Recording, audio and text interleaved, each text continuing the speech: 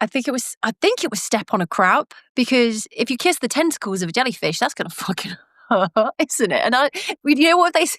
You know what they say? If you get stung by a jellyfish, you're meant to piss on it. So if you kissed a jellyfish and got stung all over your face, and you're like, quick, piss on my face.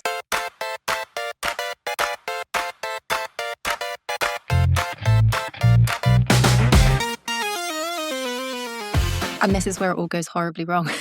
My screen froze for a second there. I know. So did everything froze for this side. And I'm like, here we go. We have left off. It's now about to start. Are we ready? Our first podcast. And it crashed. That was a great start. It had to happen to us, didn't it? But anyway, here we are. Abigail. We are here doing our first ever podcast episode. How does it feel? I know. Exciting. I feel excited. I feel slightly nervous.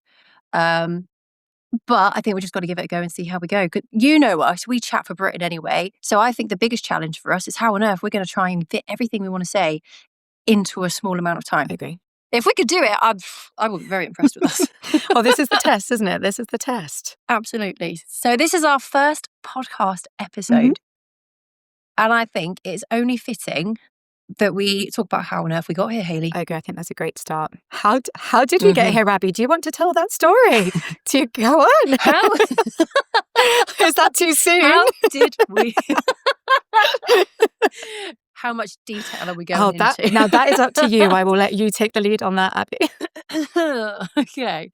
So, I mean, it makes it sound like, if we start this story, it makes it sound like, oh, we only met recently when I almost died. That's not the case. So just for like some subtext here, me and Hayley have known each other for a very, very long time. She is one of my oldest friends, not by age, by length of time that we've known each other.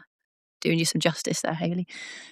And so how we got on to doing this is kind of a more recent thing, isn't it? So it's basically... Get ready, everyone. Get the popcorn. You're in for a treat.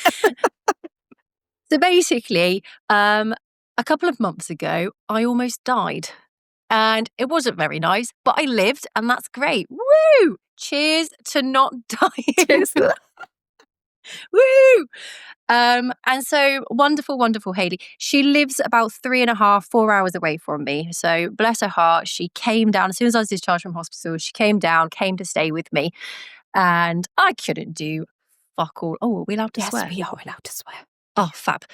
I couldn't do fuck all. I was useless. I mean, I tried, I think, but I was mostly just forced to sit on the sofa. Hayley was getting me drinks. She was getting me food. She was doing everything for me. But we couldn't do anything. We had nothing to do. And I don't know how exactly we got onto this, but I thought, do you know what? Let's embarrass ourselves and let's watch some of our old YouTube videos. Because I know Hayley used to have a YouTube channel from when she was a bit younger. And sometimes if I'm feeling sad, I will watch them to cheer myself up. You don't really do that, do you? No, of course not, darling. Oh, God. That's embarrassing.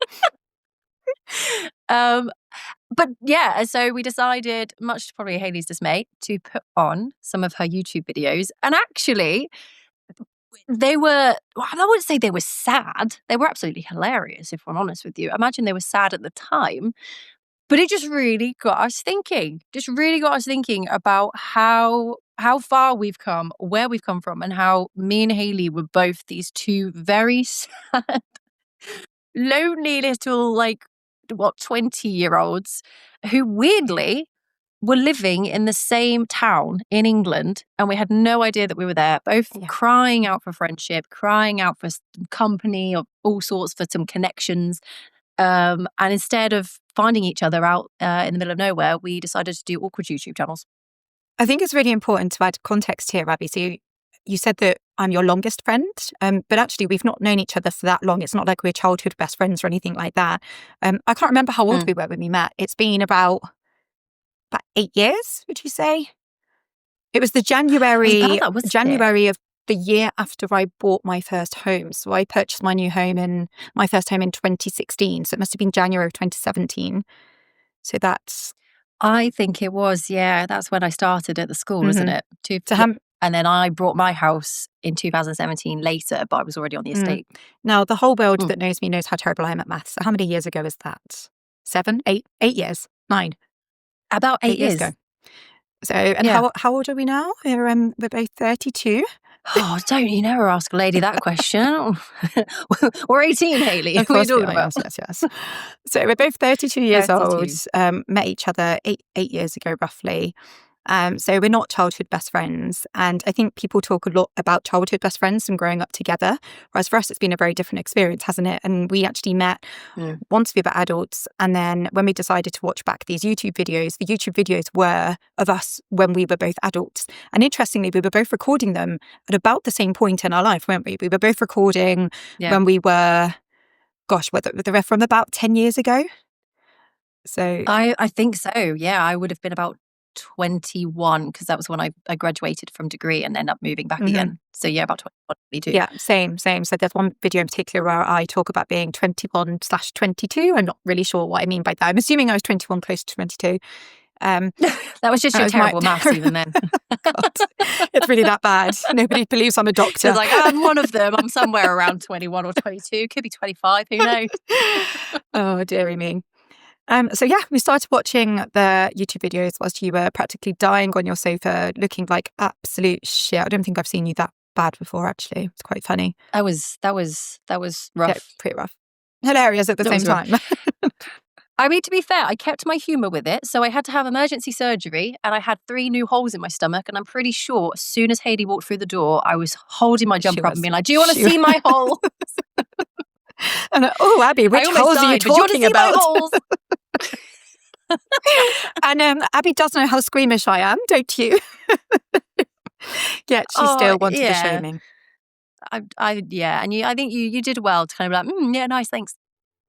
And I was like, they're good, aren't they? They're cool. She was showing so much pride in her holes. It was ridiculous. Exactly. Yeah. But I didn't care that you're squeamish with it. I was just like, you need to look at them. These are important to me. Look at my new holes. They're all sewn up now, though, so I've not got any. Do you not have scars? I have scars, yeah. So you have the evidence there. That's not as fun, though, is it? Having 3 extra holes. Well. But yeah, no, so we, admittedly though, watching them, how much did we laugh though? Oh, I think we were in How much did we tears. laugh? I don't think I'd laughed that much for a very, very long time. It was definitely worth it. And I don't think we would have done that if you hadn't have died. So I didn't, to clarify, I didn't die. I just almost died. Did I say that? Hadn't you? If you hadn't died, Abby, I'm like, shit, what? I'm dead? Is this all a dream? Sorry, if you wouldn't have almost died. So I'm actually very grateful to you for almost dying and giving me the scare of my life, just so that we could watch those YouTube videos. And then actually it was from those YouTube videos that we were reflecting on how both of us, although we're very different, we clearly had that need for connection. We were seeking something from doing YouTube, weren't we? I think for me in particular, I was seeking connection with others. I was desperately lonely, trying to find my place in the world, trying to find my people. And then you came along several years later and became my person. We have separate stories to tell on how we actually became best friends because it was a bit of a lengthy journey. I know. But yeah, that's for me, that's what the YouTube process was for.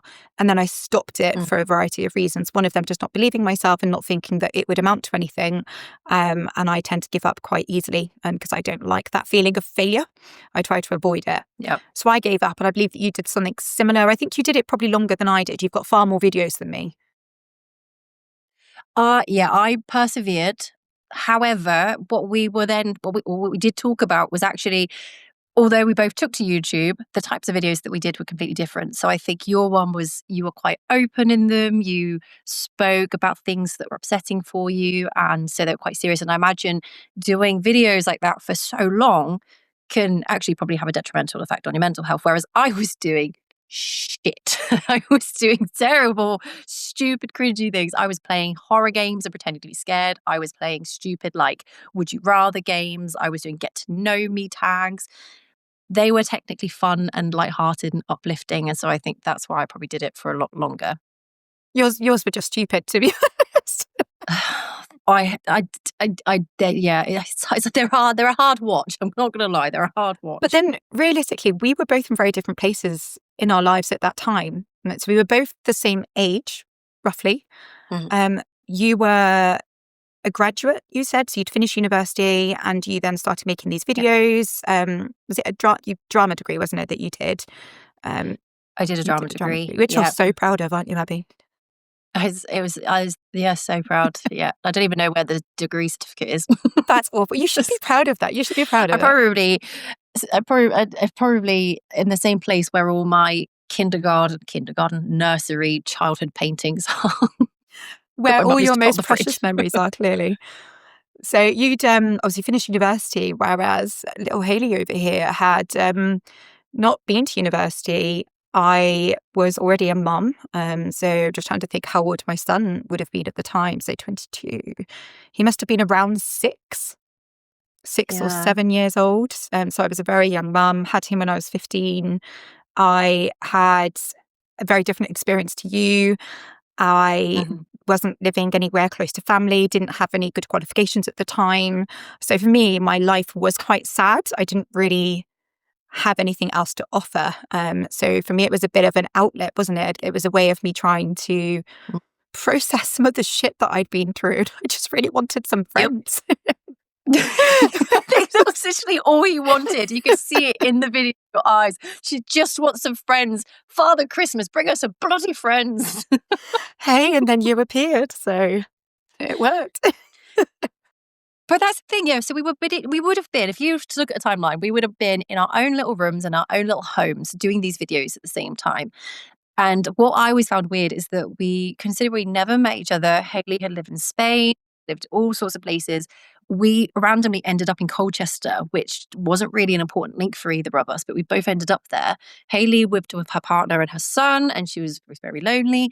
I lived with my partner. I didn't know anybody. I worked, but I wasn't particularly close with work friends. And so I was very lonely. And we were just there, dotted in these geographical positions right near each other, being upset that we have no friends, filming on YouTube. We were so close together. That's the ridiculous thing. But we didn't learn this until we met all those years later. And that's what's so wild is that we were within probably a couple of miles distance of each other at the time in Colchester. We used to go to the same park where I walked my dog. And we worked, you were a teaching assistant at the time in a school that was really close to where I lived.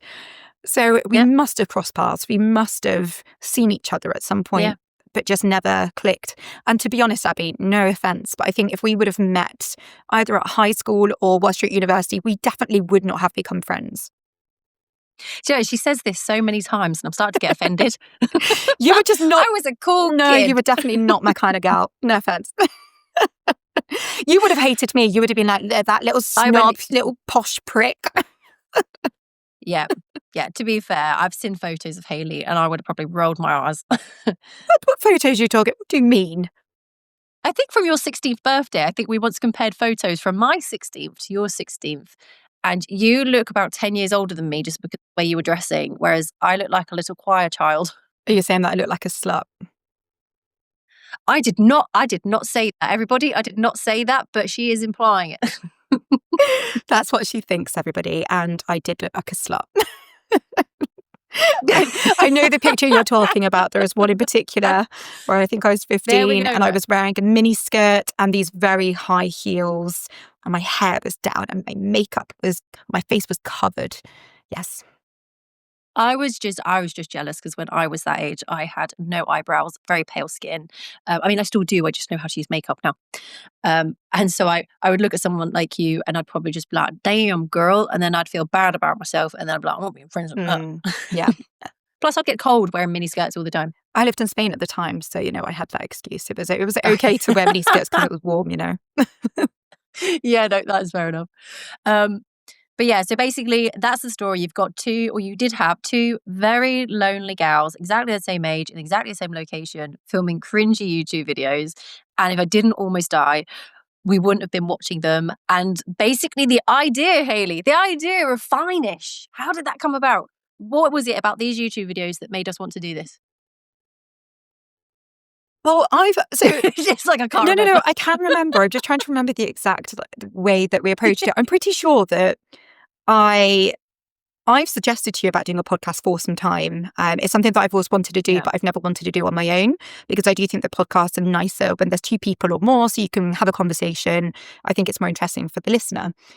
And I've tried doing podcasts with other people. So, for example, my husband and my son, and they've just not worked out because of personality clashes and different ways of working. And as we were sat there on your sofa, you're looking like shit, laughing away at the cringiness of these videos. I'm sure that I just turned to you and I was like, Abi, we really need to do a podcast. Come on, let's do a podcast together. And much to my surprise, you were like, hell yeah, let's do it.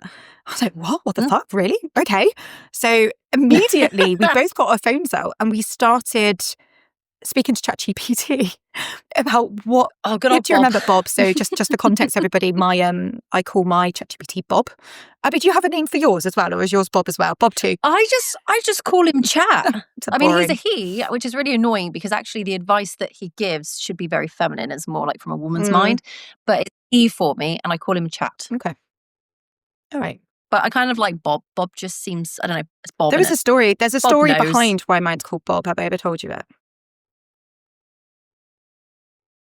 Maybe. This is testing me now because I think he might have done. I just probably didn't listen. So last year I had this really wonderful colleague who was my assistant psychologist, and he was called Rob.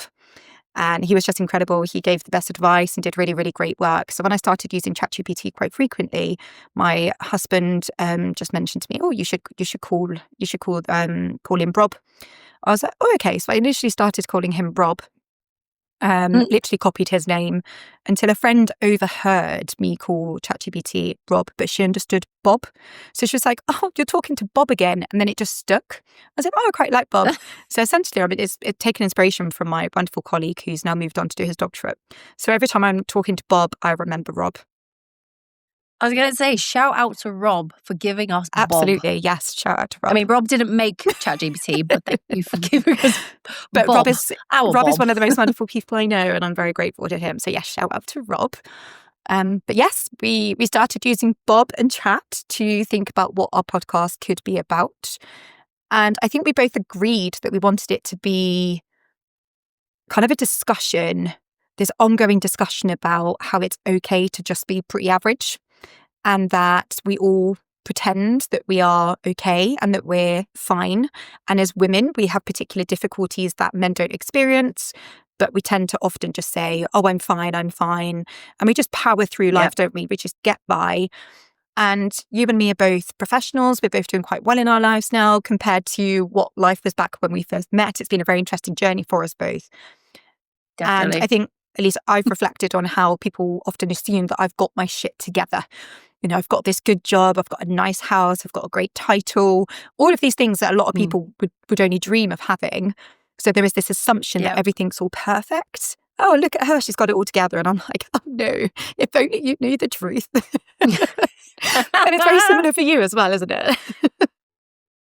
Yeah, I think so. And I think especially because I'm not like right directly down with my family, and we have family that's quite far out. So sometimes my parents will go and see like distant relatives, and they'll be like, "Oh, Abby's a speech and language therapist. She's doing really well. She's bought her own house on her own without any partner. She's doing this. She's going on holiday.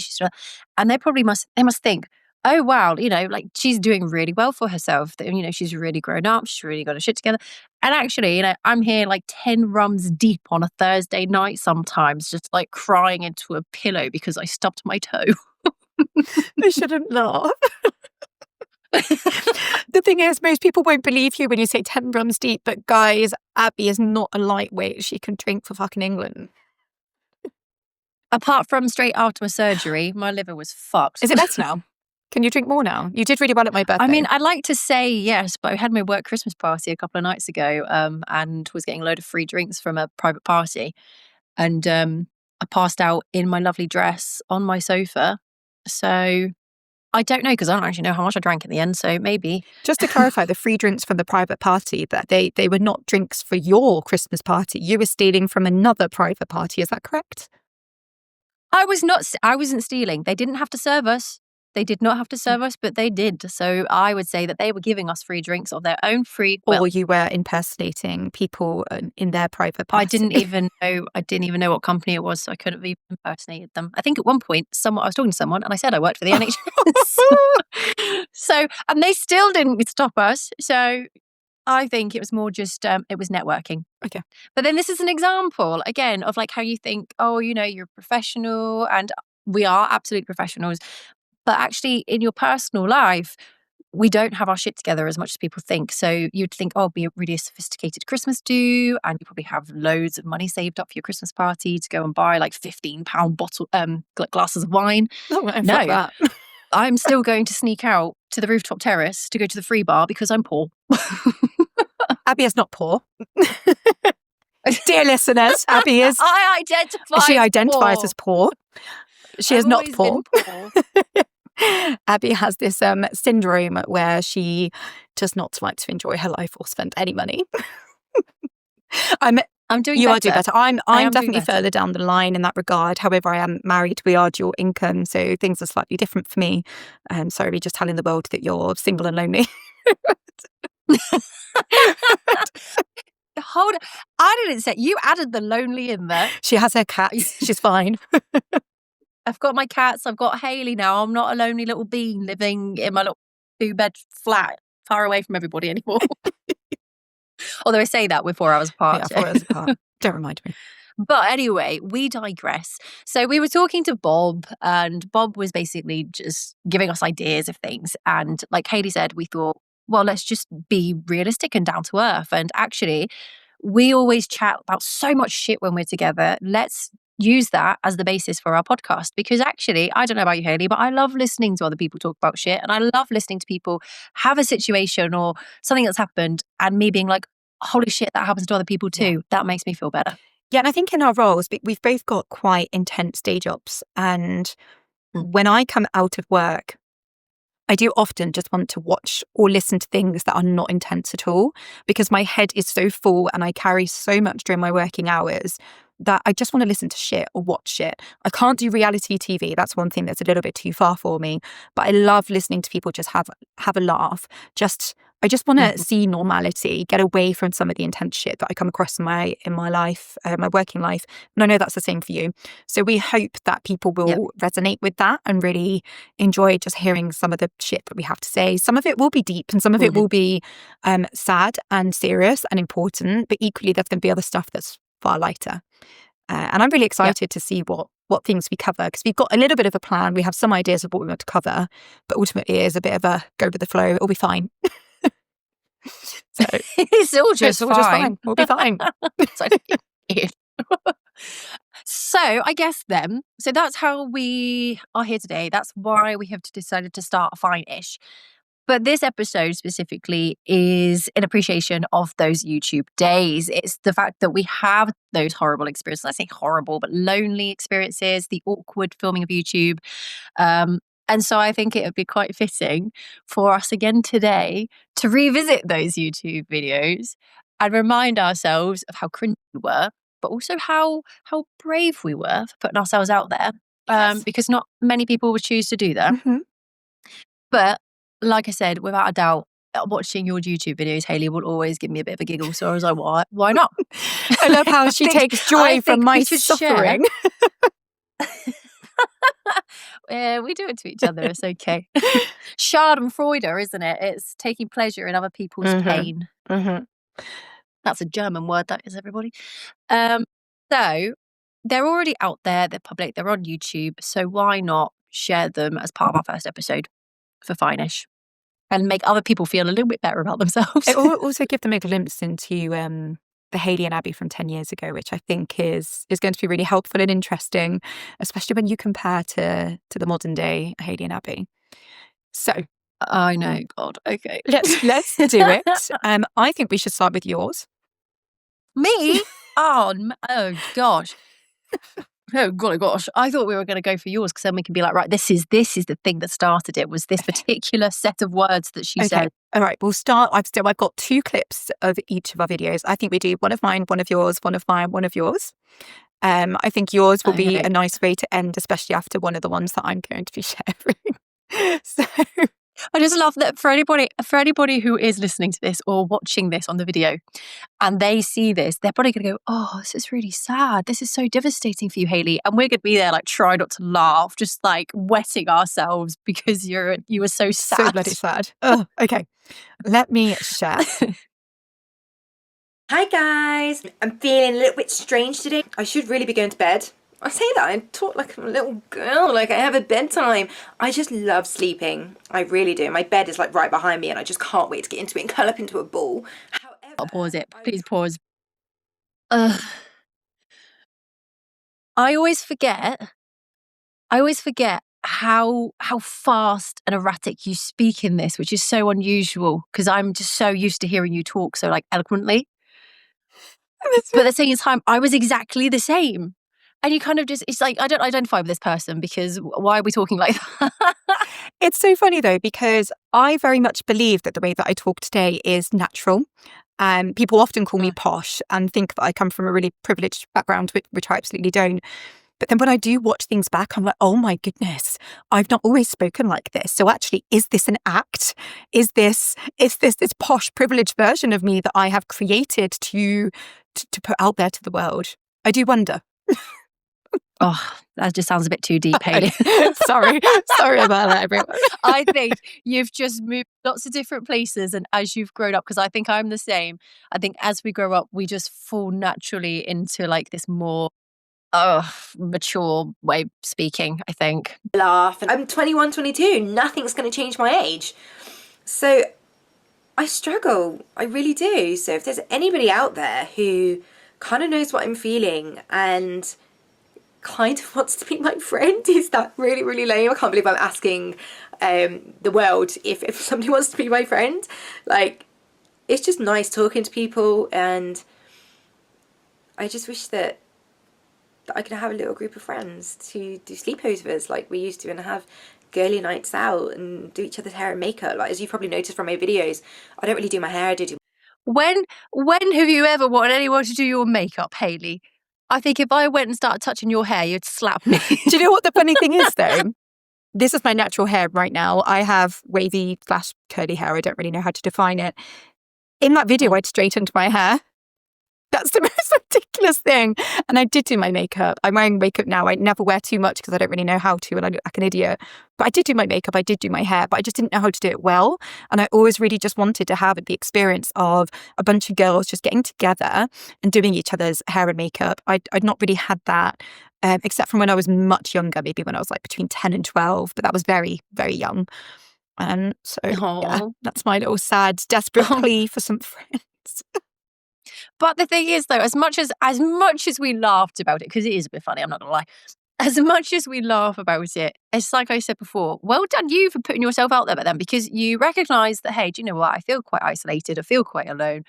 I'm going to try this thing, YouTube, and I'm going to put myself out there, and I'm going to see if it brings anybody in. And I can make those connections. Whereas, like with my videos, I was feeling exactly the same, but I wasn't doing anything to try and draw people in because we all know that Abi doesn't talk about her feelings.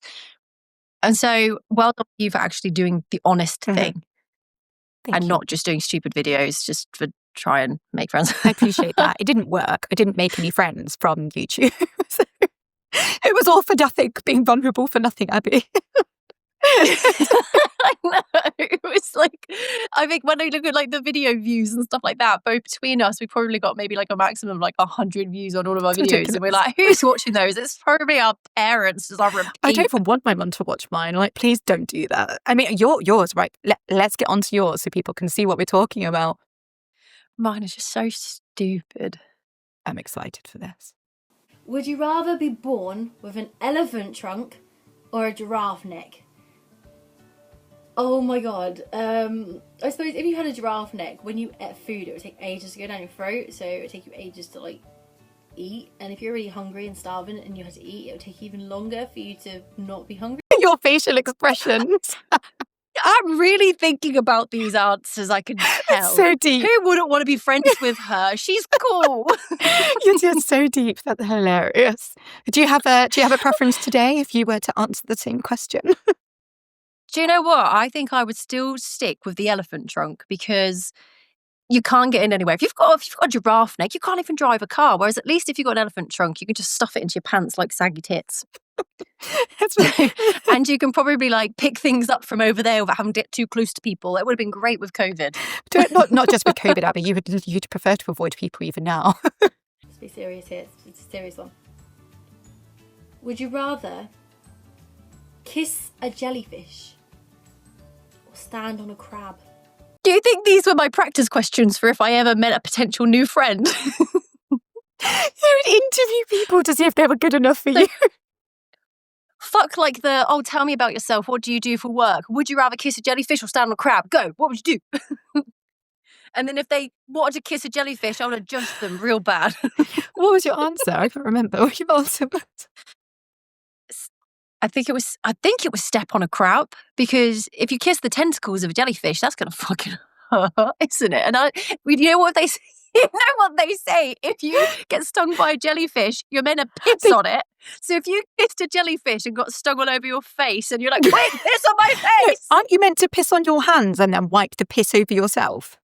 That's the same thing, isn't it? It's just direct if it just pisses straight on your face. You never know. Someone might be in. Has anyone ever tried it? Please, if anyone has and it worked, let me know. I thought you were asking me that then. I was like, we'll save that for another episode, Hayley. It would not surprise me if you had. No comment. Maybe I kissed a jellyfish. Oh my God. Oh, that was hilarious. I do love watching those back, and they're both so cute and young, and look at us now, we're old and like wrinkly and experienced. Well. If we don't smile, we're not wrinkly. Oh, bless us. We're so young in them, though. It's crazy to think that, like, at one point that was our life, and that was, we had so many worries and things going on then. And I look back now and be like, Jesus Christ, you guys had it easy. I mean, technically you didn't, but I did. Yeah, talk for yourself, bitch. I had it all well easy. I was really mentally unstable at the time. That was a hard time in my life. Like, I was just still laughing about him. Like, yeah, that was like the lowest you ever felt, but it's still hilarious. Really bad. I smiled in the videos, but I was actually so deeply depressed. I think, like, yeah, the good thing is, though, about like those, again, the whole point of this podcast, we're fine-ish, is that you've got two normal people like us who, you know, we can present, we look like maybe we're working professionals who have their shit together, but we have YouTube videos like that are existing. We have come from that. And that's not just it, folks. That's just a snippet of what we have on our YouTube channels. There is a lot more cringe to be found on there. And so we can laugh at it. We're just average people. We're not like social media models who have always just had their shit together, who have always presented really well. Like, we literally drink too much. We have embarrassing YouTube videos. We never get the right amount of sleep. I don't even know how to use my washing machine half the time. I'm useless. I'm absolutely useless. And me and Hayley, like best friends, literally might as well be family at this point. But sometimes we still do not want to talk on the telephone because we're scared. That's so true. Oh no, I missed your call. I was just about to answer it. I'm so sorry. That's so ridiculous, isn't it? We are definitely of that really weird generation where we don't like answering the telephone or making telephone calls. You're actually better than I am, I think, at this point. You've progressed. I am. I will actually order a takeaway now. It's so wild. But I still won't answer the phone if it's Hayley. It's ridiculous because I stand up and I love talking. I love presenting. It's one of my biggest passions. I want to be a public speaker, for Christ's sake. Yet I will avoid making telephone calls like it's the plague. It's wild. It's so interesting, isn't it? Yeah. I'm always the one. Like, I've got a little, like, kind of inner circle that are like here at home. And I'm the one in, like, if I go and see them for like nights in or something, I will always have to be the one that orders the takeaway. Or if someone's having problems like the doctors, and I'll be like, do you want me to call them for you? Deep down, I'm like, please say no. But I know that if I don't step up and do it, no one's going to do it. That's just ridiculous, isn't it? We are a weird generation for sure. We're definitely weird. But there we have it. Those are the YouTube days. If anyone is interested in watching the rest of them, please do not be. We will not be sharing the link. Yeah, I was going to say, I don't have any. You guys are running all there, be like, oh yeah, come on then. Where's the link to these YouTube channels? I'm like, they do not. Well, that's them, the listeners' mission then. If you're interested, good luck in finding them. I mean, they probably can, because if they're accessing the video version of this, it shows our YouTube names straight on the screen. You see, I'm too stupid. I would not have. Get a lot of finding them, I would guys. not have thought Here's of the that. link, by the way. Little Miss Doctor over here hasn't got a clue. Again, just more evidence that we're just twats. We're all just fine. Ish. Ish. Okay, so do we want to round up with what does Bob think? We will. Let's do it. Did. So, for context, everybody, we've decided that as a tradition for this podcast. Wait, let me restart that. So, for context, everybody, we've decided that a tradition for this podcast is that we will always end with a question for Bob. So, the question that we have for today is, what are... Sorry, that's my drum roll. What are the key factors that maintain a healthy friendship at a distance? Okay, are we ready? I am going to be doing it live, so I've not... Should we say what we think and then see what Bob thinks? Yeah, why not? That's a good idea. Go on then, what do you think? So you go first. You go first. I'm about to take a sip, so... Bloody hell. Okay, so I'm going to go... Let's just stick with 3. I think 1 is communication. So you need that communication, whether that's telephone calls, going to see each other, text messages. I think there should still be this level of excitement that when something really cool happens or when something amazing happens in your life or you get good news, the first person that you should want to tell or one of the first few people you should want to tell is your best friend, even if they're miles away. Third one, I would say, is like reminding yourself of things that have already happened, reflecting on really amazing experiences that you've had together, good times. So even if time goes by where you don't feel like you've spoken much or things have been a bit calmer, nothing really like mega has happened, you constantly laugh about some of these really fun times that you've had together and remind yourself how we got here and what our journey has looked like so far. I love those. I agree with them. Do I have to make up 3 as well? I mean, you can if you want, but if that was just too good to follow, then I get it. I guess I'm just reflecting on our experience of maintaining our friendship over the last few years, which may I add for the listeners that obviously don't know me yet. Friendship has been really difficult for me throughout my life, and trust and maintaining friendship is just not something I was ever able to do. So when I did move away, because it was me who left without giving Abby much warning, to be honest, and I told her in a not very nice way. It was quite abrupt, wasn't it? But anyway, reflecting on the fact that it's been 3 years since I left and we're still here today, that's pretty incredible. So I would say that communication, absolutely. I think there's a combination of when we are together or when we communicate, there's a combination of fun and the more serious stuff. It's being there for both of those. And I would say that we've probably had more fun since we've been apart. I think our friendship has really flourished because of all of the fun things that we fit in, because ultimately the time that we have together is so special that we squeeze lots of things in. We go a little bit wild. We always regret it afterwards. We're exhausted. But some of my most favourite memories and some of the best photos we have are since I moved away. So a combination of fun, also the serious stuff needs to be there as well. And then the other thing, I don't know if this is relevant to you, certainly for me, is about trust and envy. So being best friends, something that I found quite difficult was accepting that you were building your own relationships, your own other friendships after I'd left you. And I did definitely, and still have occasionally, these feelings of, oh, she's replacing me. That our friendship isn't going to be the same anymore. She's got these other best friends now. What's the point of us keeping this thing up? But actually, it's been about acceptance that it's okay to have other friends, just like I've built some really good friendships up here. We have that complete trust that our friendship is solid and nothing is going to change. And I can't ever see it changing unless something really ridiculous happened. So I know that's probably only 2 things, but those are really relevant to me. I think they're really good, though. They're really, really good. Makes people think. Okay. Right, should we see what... let's see what Bob thinks. Okay, I am going to click enter right now. Come on, Bob, give us some good ones. I bet he's going to do something completely different. He'll just be like, nah, don't bother doing it. Too much hassle. No, it is doing it. It is doing it. So shall I just read out the key points? Healthy, long-distance friendships do thrive, but only when certain elements are actively maintained. Here are the core factors that research, psychology, and lived experience consistently show matter most. Number 1 is consistency, not frequently. It's not about talking daily, it's about a predictable rhythm. Healthy long-distance relationships often have weekly voice notes, monthly calls, spontaneous check-ins, and shared memes and articles. So it's more about reliability than that constant access to each other. I think I agree with that. Yeah, that's a good one. Yeah, I do. And actually, I feel like we do that. Yes, I'd actually say the weekly voice notes, they're not voice notes from Abi, they are podcasts episodes from Abi. I could just start my own podcast just talking to myself in You a voice absolutely note. could. And actually, one of the things that I'm loving about this podcast is that we're having that consistent chat every single week. And this is live. We've got the idea of what we're talking about, but what we're actually saying isn't rehearsed. It's not scripted. This is part of our natural interaction, which is really exciting. Yep. Okay. Definitely. Number 2 is mutual effort.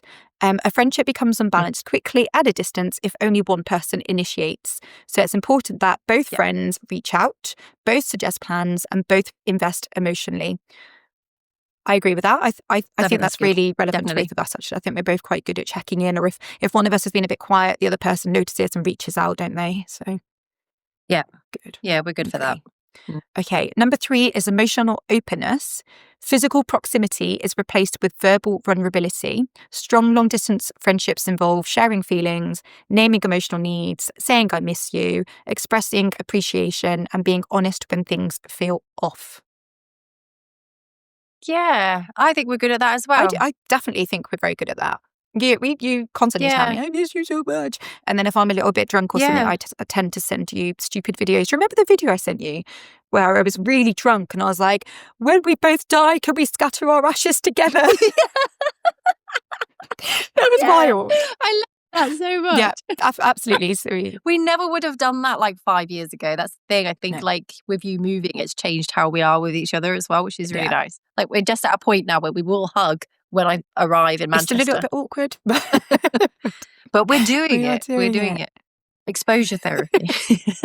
Very gradual. Okay, number 4, shared meaning and rituals. Relationship psychologists call this relational rituals, predictable little moments that maintain connection. For example, Saturday morning voice notes, a shared playlist, watching the same show, sending each other coffee via apps, or beginning and ending the week with check-ins. Okay, I don't think we do that in terms of an actual, like it's not predictable, but I think it happens naturally. Yeah. Like we could not have the same playlist because we would hate each other's music. That's something we should have an episode about, actually, is our music taste, because it is so different. So different. And when the other one's listening to their music, you just got to smile and wave, boys. It brings them happiness, therefore we need to be happy for them. We're happy that your music taste is this. Yes. Yeah, it's so weird. Okay, I do agree with that one, but I think we do it in a different way. Okay, my goodness, there are loads. Okay, do one more, round up to 5. I think that's a good idea. So let me just have a look and choose the next one. Okay, so one that you think is an important one. Okay, I quite like this one. So respect for each other's lives, pace and capacity. Long distance friendships thrive when both people understand life gets busy, responses won't always be instant, silence doesn't equal distance, and the friendship exists alongside careers, family, and other relationships. So not taking things personally is extremely important. Yeah, I would definitely agree with that. Same. Yeah. Oh, well done, Bob. Smashed it. Bob comes through for us. Smashed it, well done. Yeah. Thank you very much, Bob. So I would say that's it for today. That's been so much fun. That's been really lovely. I think it's been really nice just to have a space, actually, where we could just natter, probably be about a load of shit, but we've been able to have a laugh, had a drink. That's going to be our quota for a little while. So it's nice. Feels good. Thank you, everybody who has been listening to this today. I hope there have been some parts of this that actually has resonated and feels helpful, especially anyone else who might be out there missing their long distance bestie. Yeah, it's hard. It's hard. And I guess the key takeaway for everybody is that nobody's really got their shit together. We're all just fine. Ish. We'll see you in the next one, everybody. Bye-bye.